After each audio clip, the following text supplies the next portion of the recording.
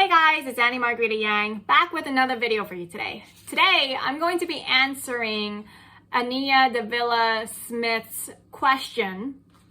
So she asked a question based on my last video about why it's so important to stay consistent with how you type your name and the name that you use across all your social media profiles and anything that you post online, basically, for SEO purposes, and to make sure that all of the results that show up on Google tie back to things that you curated and created on the internet, so that you're given any business opportunities, work opportunities, because people know you, people trust you, and they want to do business specifically with you.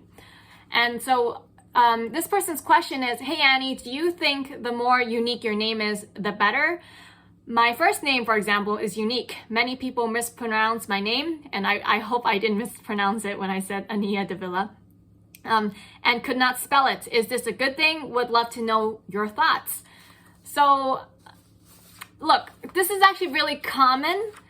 This person's having, this is actually a very common experience. Right off the bat, when I saw this question, I could think of, let's see, 1, 2, 3, 4, 5, 6 people I've met that have the whole issue with their name, one of them being my husband. I'll talk about that last. It's actually very interesting. But I know someone, her name is Deborah.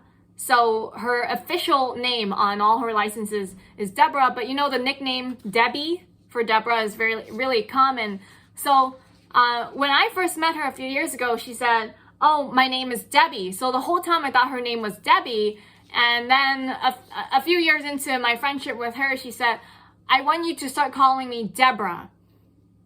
Okay, so I'll start calling her Deborah from now on, and I had to change the name in my phone book for her to Deborah. And then I asked her why she changed name. She's just like, I just never felt fully comfortable with my name. I didn't know who I was, and she had this whole divorce thing, so wasn't sure what name to even go by. Another one, my friend, is Ling Shuang. That's her actual name. She's Chinese and she immigrated here to the United States. But because people have trouble pronouncing the Shuang, Ling Shuang, a lot of Americans particularly, they just call her Ling. That's her nickname. I actually also call her Ling because she was okay with it. She never said anything about it until she started a business, and then she asked me for advice, and I was talking about the SEO thing and then the whole name thing and personal branding and stuff like that. And then it was only at that point that I found out that she had a problem with people calling her Ling. She actually prefers Ling Shuang, but she's given up on correcting people. And I actually think that she should have corrected people. She should be saying, hey, no, my name is Ling Shuang. She should be correcting people right away and correcting them until they finally call her Ling Shuang, and then that's all people know her as, Ling Shuang, not Ling.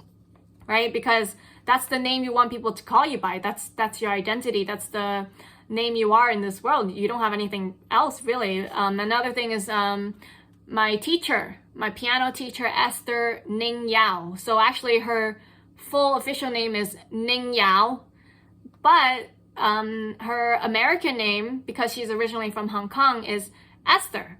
So Ning is the first name, right? Yao is the last name, but then the American name is Esther. So then she uses Esther Ning Yao as her name online and everything. I actually didn't find out until we went to Italy together, and I asked her for her passport information that her full name is actually just Ning Yao. So the important thing is about consistency. It's not about what is officially on your ID, right? Someone else came to me. I was helping him with his job search, and his official name by birth is Constantine. That's the name that's on all his documents. But even ever since he was a baby, people were calling him by his nickname Dean. And so I had to ask him, well, what do people at work know you by? Does anybody in your life ever call you Constantine? He's like, no. But then the name that was on his resume, the name that was on his LinkedIn profile, it was Constantine. And I was like, okay, so if someone wanted to do a check on you, call up one of those references that you have listed, and they go yeah, I would like to confirm that Constantine worked here from this year to that year, they'd be like, who on earth is Constantine? So I recommended that he use the name that people knew him by, Dean, right? And then I was on a podcast back in September, getting interviewed by somebody, and I asked her, what should I call her during the show? Because I told her I couldn't tell. I don't know what you want me to call you, because when I went on her LinkedIn profile name was different from the name on her email, and it was different from the name that was on her Apple Podcast and Spotify, and it was different from the name that was on her Podmatch, which is how we met. So like her name on like 4 different platforms was 4 different names. I asked her, do you want me to call you Nicole or Nicolette or Nick or Nikki? And then when I asked her this on the show, she's like, oh yeah, you can just call me anything you want. I'm okay with anything. And then I was like, no, this is your name. It's like so important that you pick the one that you want, that you're comfortable with, and you just stick with it. But she just, I feel like people who don't even know what name that they want to be called in this world, it's almost like you really don't even know who you really are if you can't even determine what name you want to be called by everybody, right? It's almost like the equivalent of how people these days, they don't even know what gender they are, right? They're confused by their gender, and here we have this group of people, they're confused by their name, right? And I just think it's so important to figure out really who you are. And there's just so many people. My husband also, it turns out he doesn't have a last name. Prior to him getting his US citizenship, all of his documents just said Handrio. Like literally there was no last name, it was just one name. And we had so much trouble filling out forms. Like every time you fill out an online form and they ask for like a last name, it was a nightmare, because apparently there was a time in Indonesia when you could fill out a birth certificate without a last name, and his dad filled out the birth certificate without a last name, so his name was just Handrio. If he did have a last name, it would follow his father's surname, which is Nurhan, so it would be Handrio Nurhan. But then he didn't have one, so as a placeholder, his last name became Fanu, which is spelled as FNU, which stands for either, it stands for family name unknown, or if you fill Handrio as a last name, then it would also stand for first name unknown. So first name unknown or family name unknown, it was crazy. Yeah, so there's a lot of people with name issues, right? How do you fix this? The only solution is, look, it doesn't matter. It's not about how unique your name is. The more unique your name is, the better. You can have a common name as well, right? It's really more about your own personal branding. In this case, Ania Davila Smith is, indeed quite unique. I think there's only one in this world with that name. And if that's the name you go by, and that's the name you're happy with, and that you wished people called you, that's the name you use, right? You don't compromise with a nickname. If you're not happy with the nickname, don't use the nickname. You get people to say your full name.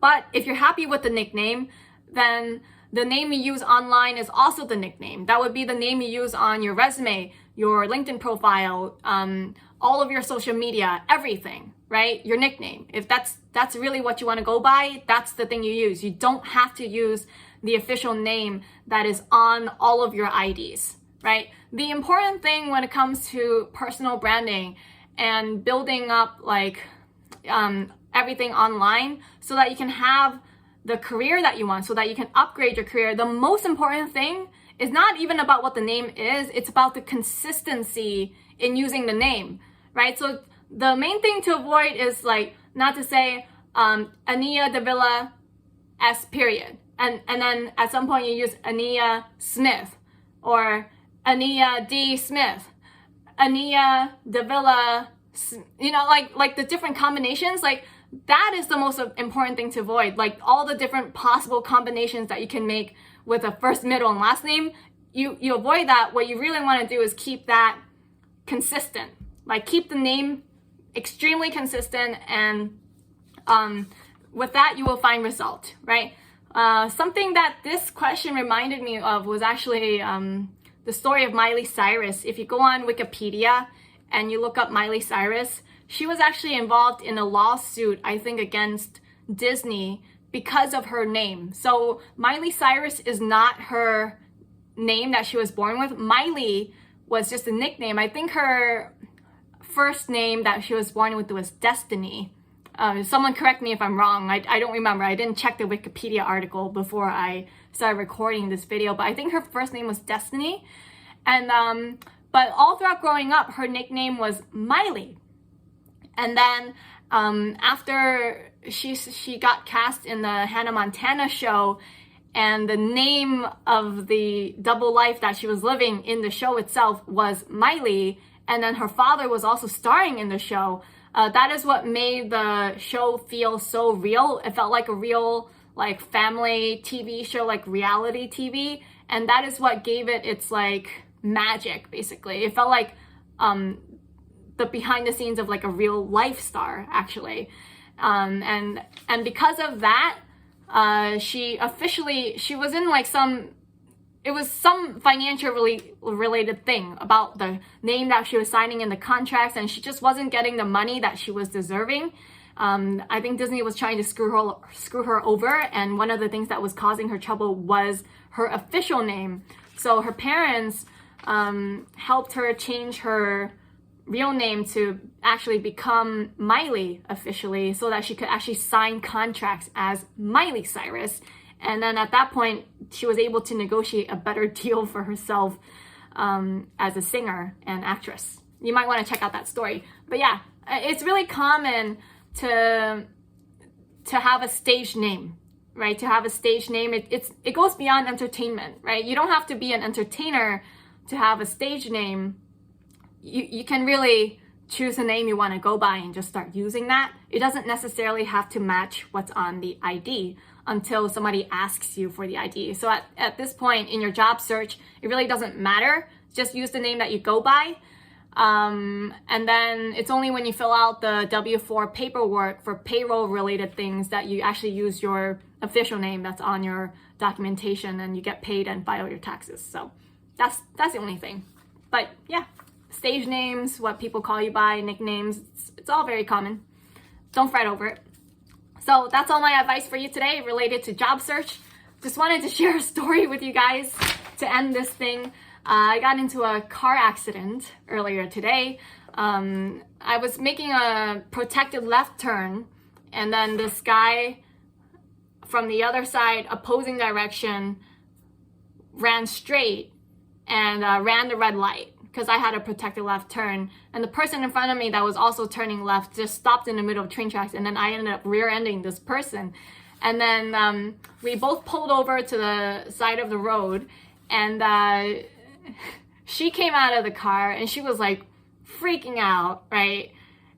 Not because of the accident, right? She wasn't like, there was no damage to her car whatsoever. Like if you look at her car, there was like no damage. Actually, all the damage was done to my car. I'm the one who needs to fix my car, and I'm actually also the one at fault here.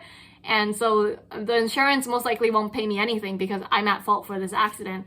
But she came out, she was like freaking out about like, she was like, oh my God, I'm in so much trouble. And then I'm like, what are you in so much trouble for? I mean, like, relax, you know, it's just a fender bender, right? It's okay, you know. What the most important thing is, like, we're not injured, like, we're healthy, our bodies are okay, it's just a car, relax, you know. She's like, no, my license is suspended. So she was driving with a suspended license, and I called the police to file a police report because of the accident. And so because the police came to file the report, of course, we know her license is suspended, and she had a court date in 2 days. She's like, oh my God, now I'll really get my license revoked. Wow. So that was her focus. Her focus was like, she was like focusing on the fact that she was driving when she wasn't supposed to, and she was in so much trouble.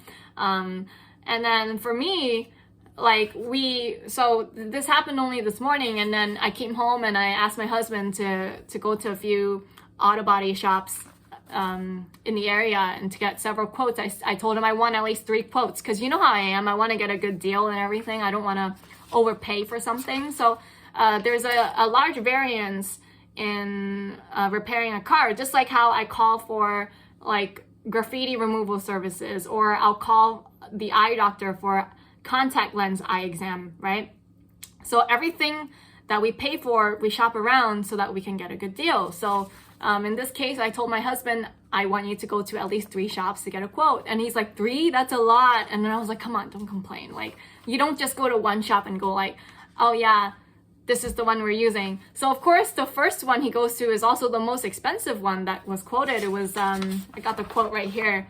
It was $5,500. And then the third one that he went to quoted $3,100. So not only that, so this $5,500 quote, they said that they won't even be able to get the parts in until for like at least 2 weeks. So I won't be able to drive my car for, you know, the next 2 weeks or so. At least, I mean, I could drive the car, but I can't drive it during the day. I mean, during the night. I can only drive it during the day because the lights are totally broken. So I can't drive the car at night. But the one that's only $3,100, I can bring it to the shop tomorrow and the guy can start working on it already. So we're gonna do that. So that's what is it? That's like $2,000 difference in price just from shopping around. So I recommend shopping around. That's the financial aspect of it. I have some more financial aspects. So I ran this like quick numbers and I was thinking like, it's actually not that expensive to own a car, guys, right? So when my husband was getting the quotes for the repair, the guys asked, oh, do you guys have auto insurance? And then my husband showed them the policy, and I have no collision on the insurance policy. I totally removed it because I was like, I could always pay for repairing the car myself out of pocket. I don't need collision, because I save $1,000 a year not having collision coverage on the car. So we bought the car brand new in 2017 for $21,500, and I've never had collision on the insurance policy, because if I had collision, it would make my insurance policy $1,000 a year more. And my thinking was, why don't I not pay the insurance company $1,000 a year? And why don't I just take that $1,000 and put it in a savings account to pay for accidents where I'm at fault, and I'll just take it from that instead of paying the insurance company for that, right? So that's a gamble I'm willing to take. So in the 7 years that we've owned this car, that's $7,000 I didn't have to pay the car insurance company for collision coverage. So, I mean, I think that's a pretty reasonable deal, right? But when my husband was telling the people at these auto body shops like, oh yeah, no, we don't have collision, we're gonna pay for this out of pocket, and they're like, oh my god, this is gonna be so expensive for you. And then when my husband came home with these quotes, I was like, expensive? Like, I didn't think this was expensive at all. Like, I thought this was actually totally reasonable. Between the lowest one, $3,100 quoted, and this one, the max, $5,500 quoted. Like, I thought actually that was a totally reasonable price. What would have been expensive in my head, what I thought was expensive, that would have made me like really like, oh, right? What would have been $8,000 to $10,000 for repair. That would make me think twice about a repair. But this one, I mean, we have the money. So because we're not like struggling, we're not living paycheck to paycheck, and we have the money set aside for all of this stuff, it's kind of just like, oh, well, here's the money, right? Like, and it almost feels like it's an inconvenience.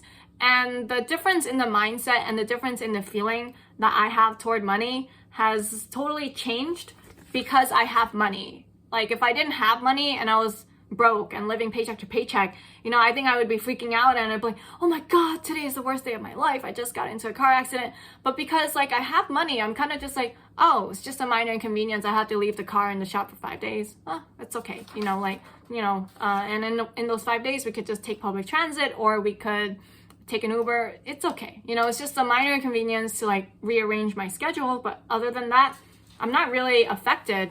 Aside from paying the money though, like, the way I think about it is, how do I think about it? I think of like money, like I don't see this money that I have as just like a finite amount of money that I have to like really portion out and budget for. I see the money in my life coming in as like a flow. It comes in like a river. So the money continues to flow endlessly because the source of the money is me. It's from me working. So long as I keep working, I have money, right? So I see this as just like an endless flowing river into my life. And then some of the expenses, sometimes they're high, sometimes they're low. And I keep a portion of it, of this river, right? It's almost like with this river, some of it I get to take a bucket and I get to store that bucket for future use.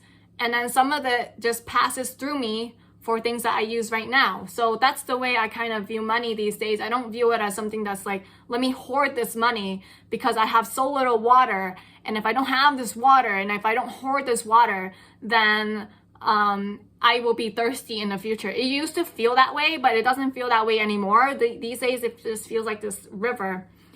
And then when I was thinking about what these guys said, oh my gosh, this repair is so expensive. And I'm thinking, it's not expensive at all. And I'm thinking about how there are a lot of videos on TikTok talking about how expensive it is to own a car and how they have like a $500 monthly car payment or like a $1,000 monthly car payment. And everyone like online these days are complaining about how expensive a car is. And I personally, like, what's so funny is I don't think a car is expensive at all. I actually think the cost of a car is so reasonable for the amount of money that you pay for it. But it depends on how stupid you were when you purchased the car. It depends on, were you stupid with the purchase? Did you finance it? Or did you buy it outright? And did you get a good deal for the car?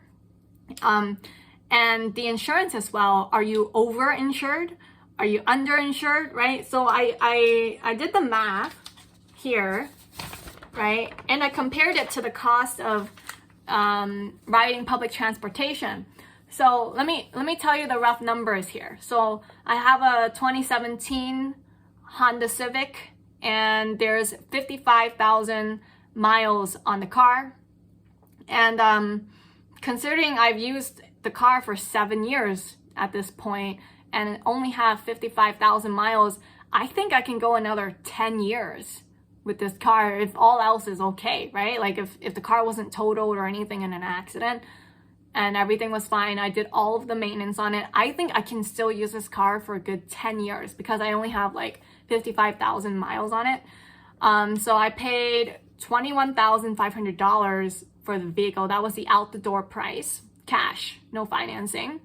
On average, all these years, I've spent $1,000 a year. So for the entire year on gas, parking meters, tolls, parking tickets, and maintenance and repair. That's just like part of the routine maintenance and repair, right? $1,000 a year. So times that by 7 years, that's about $7,000 I've spent for all of that. And then, let's see, my auto insurance, because I don't have comprehensive and I don't have collision on it, because when you don't finance your car, you're allowed to drop collision on coverage. That's what I believe. People who finance their cars, they're required by their lender to have, I think, collision and comprehensive. Somebody correct me here. I'm not really sure because I've never financed a car, so you could correct me if I'm wrong, okay? But like, because I only have like the basics, my auto insurance was $500 for the entire year. Now, my bill raised up to $800 for the entire year starting last October. And the reason is because I ended up wanting umbrella insurance. I got a $1 million umbrella insurance policy because I thought, okay, well, I've started earning more money. People online know I have money. And at some point I might do something and somebody will want to sue me for some stupid reason. Or maybe a contractor will do work in my condo and something happens to the contractor and the contractor didn't have insurance and wants to sue me. Well, first my homeowner's insurance policy will pay out. But beyond that, then it might affect me financially. So I just ended up, I said, you know, let me just get an umbrella insurance policy. But because I got the umbrella insurance policy, the insurance company wanted me to raise the coverage limits on my auto insurance policy. So if I didn't get the umbrella insurance policy, I can go back to what it was before, which is $500 a year. But because I wanted umbrella insurance on top of everything, just in case, my auto insurance is now $800 a year. But it's still like what I think is really reasonable. But pretend I didn't have umbrella insurance and my auto insurance was still $500 a year, right? So 500 times 7 years, that's like $3,500. So add it up, right? $21,500 for the vehicle, $7,000 for gas, parking, tolls, parking tickets, maintenance, and repair, $3,500 for auto insurance. So total that I've paid on all vehicle expenses in the last 7 years is $32,000, and that works out to even out to $4,571 per year for the cost of owning a vehicle. But that's the cost of owning a vehicle for 2 adults. My husband and I, we share the car, so that's $4,500 across 2 people per year, right? And then I figure, so I plan to keep it for like 10 more years, right? So a total of 17 years. So if I keep up, the vehicle stays the same, but then I still pay the gas, parking, tolls, tickets, maintenance, repair, insurance. So bring that out over 17 years on top of the one-time vehicle price. That works out to be about $47,000 on a vehicle over the course of 17 years. Divide that by 17 years, and that ends up being $2,764 a year. $2,764, okay, for owning a vehicle. That's a vehicle expense for 2 people, 2 adults, right? Now, let's compare that to the cost of MTA public transportation. So like I used to live in New York City. That's the kind of city you could live in where you could get away with not owning a car, right? How much is the monthly unlimited pass to use the MTA? Right now, it's $132 a month. Times that by 2 adults, that's $264 a month for the monthly unlimited card. Times that by 12 months, you're looking at spending $3,168 a year just to have a monthly unlimited for 2 adults in New York City. So, I mean, so that's why I feel like the cost of owning a car, when you look at it like from the time frame of like you own the vehicle for me, 7 years at this point, but I plan to keep it for 17. But even if you do 10 years or 17 years like me, it's quite reasonable, I think, compared to the cost of public transportation. If you got like a monthly unlimited pass, if you live in New York City, right? It's reasonable here. And actually, it's actually a bit more expensive to not own a car and just fully rely on public transportation. And the reason I argue for this is because I have driven back and forth multiple times between New York City and Boston, right? And I've done road trips before beyond just the New York City and Boston thing as well, because the car gives you freedom to go wherever you want to go, right? You drive the car, and then you need to stay at a hotel. Okay, just stay at a cheap hotel on the side of a road, right? Highway. Versus like if you don't own the car and you rely on the public transportation infrastructure, right? Then for me to go back and forth on the Amtrak from New York to Boston, or for me to take a plane from New York to Boston, like all of that would add up. You know, you have to consider the cost of like traveling between cities if you didn't own a car. You have to factor that into how much you pay for transportation compared to like owning a car as well. The car usually ends up being cheaper like to drive for going between cities, basically traveling, if it's not like from East Coast to West Coast, basically. So that's my thoughts on it. I mean, owning a car, you guys might disagree, but because of the way we did it and we're really frugal, I think the cost is actually very reasonable.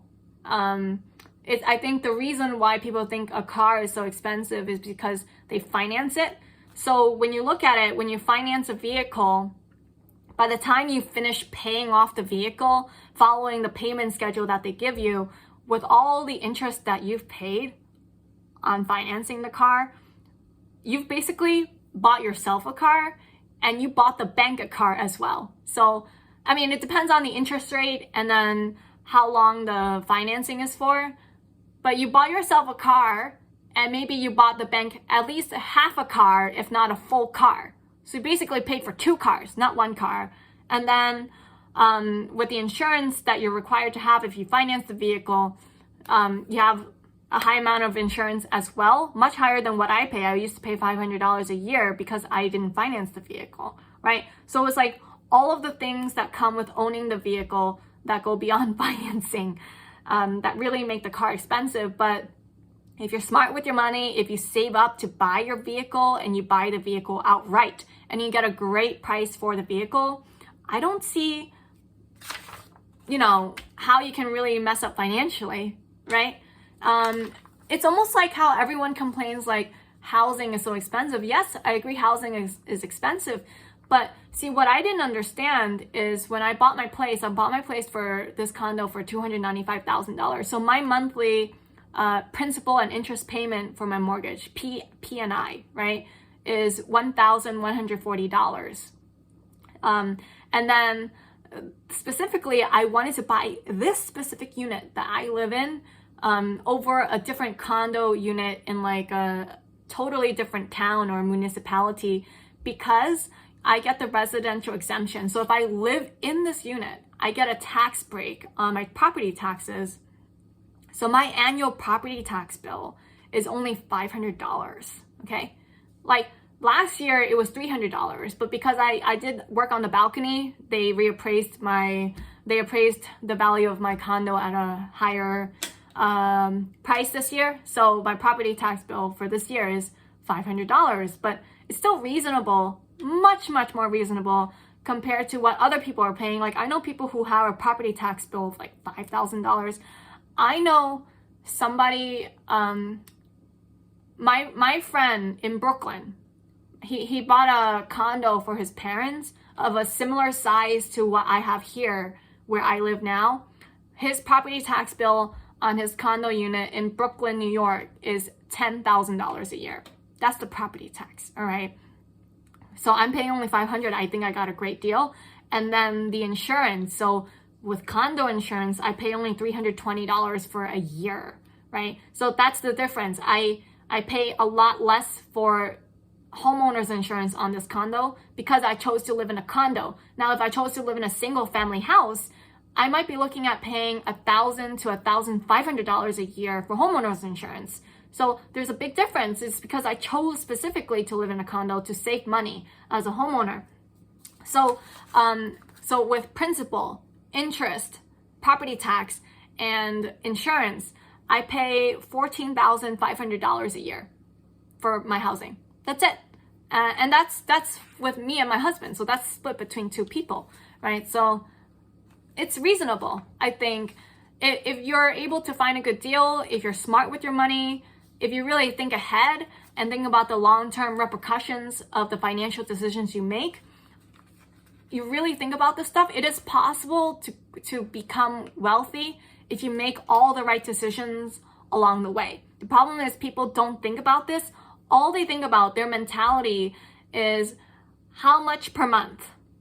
That's all they can think about. How much per month and how many months. That's like the financing mentality. And I don't have that. I think about like, what's the outright cost of all of this, right? And so that's why, like, I see people who earn far less money than me and they buy more expensive property than me. Like the property I bought was $295,000. I wanted a great deal. This is like one of the lowest priced properties in the whole market when I bought it.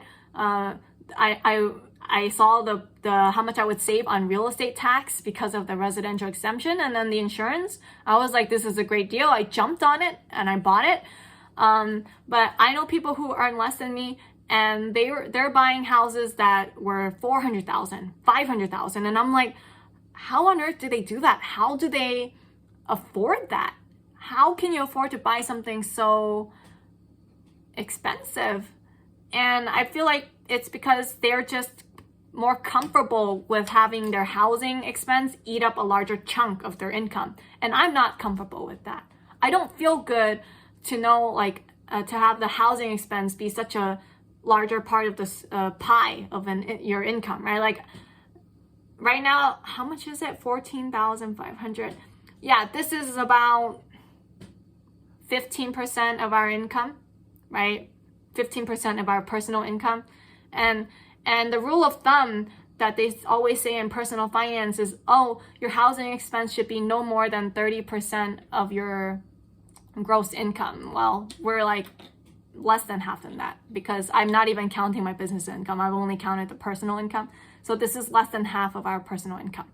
So and so the reason why I feel so financially at peace and I don't let things like a car accident bother me is because we've kept our expenses so low that I don't really have to worry about this stuff. You know, it doesn't really affect me emotionally. And that's the most important thing, because the moment you let something affect you emotionally and you just spiral downhill and you lose your productivity, you're not able to get your work done, then you lose the momentum in your work, right? Like if I let a car accident like this bother me and go like, oh my gosh, I can't believe I got into a car accident, then I don't get my work done for the rest of the day, and then I'm still thinking about it tomorrow and thinking about it the day after and the day after, then I won't show up and do my best work, basically. I'm too busy thinking about a car accident to churn out the best work that I can, right?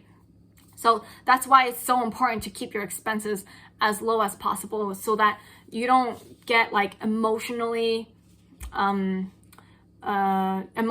turmoil from this kind of stuff. Just like that woman, she came out, she's like, oh my God, they just caught me driving when I shouldn't. Like that's the kind of emotional roller coaster and drama that you don't want in your life. All right, let's try to remove all of that. This is really long, but I really wanted to share this with you guys today. That's it for you guys today, and I will see you guys tomorrow.